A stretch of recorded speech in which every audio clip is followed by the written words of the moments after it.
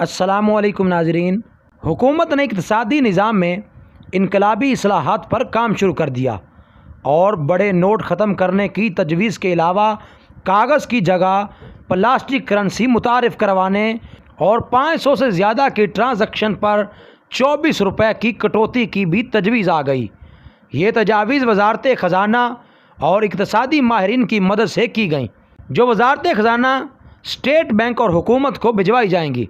ज़राए का कहना है कि बाज़ हलकों की जानिब से तजवीज़ दी गई कि कागज़ के करेंसी नोट ख़त्म करके इनकी जगह प्लास्टिक की करेंसी मुतारिफ़ करवाई जाए। 5000, 1000 और 500 के नोट ख़त्म करके मुल्क की सबसे बड़ी करेंसी 100 रुपये कर दी जाए।